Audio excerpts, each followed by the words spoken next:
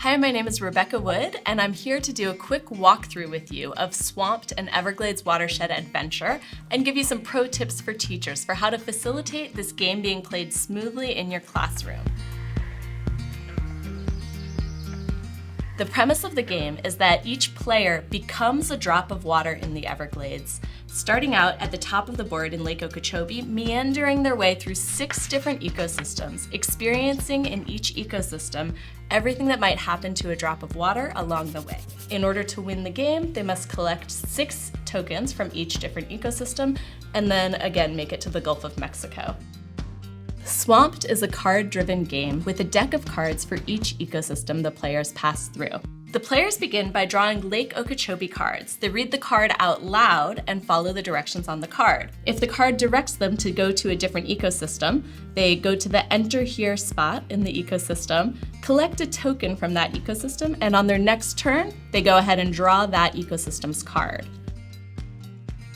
2 important reminders for this game. 1, if the Lake Okeechobee card directs the player to move forward, they're moving forward right here into the Sawgrass Prairie, which makes up the majority of the Everglades. So they can go ahead and collect a Sawgrass Prairie token and draw one of the Sawgrass Prairie cards on their next turn.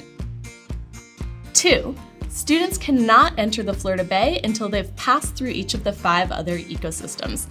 The idea is to mimic the flow of water in the Everglades, and water can't just jump to the Florida Bay without passing through the other ecosystems first.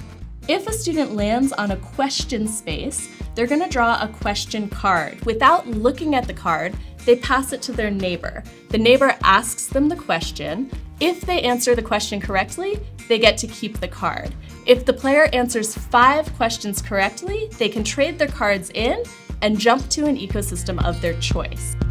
If the players land on a lightning bolt space, they also jump to an ecosystem of their choice.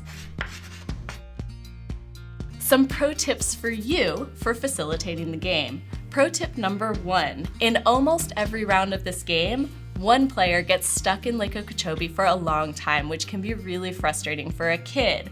That's on purpose, as the game is meant to mimic real water flow in the Everglades or lack thereof. Pro tip number 2, this game is designed to be challenging and a learning experience for the kids.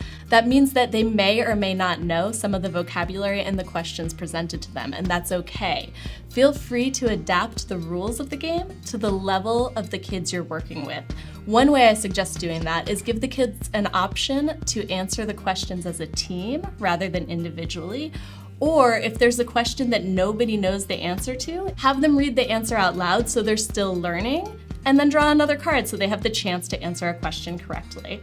I think that's all you need to get started with this game, so I hope you enjoy your adventure and prepare to get swamped.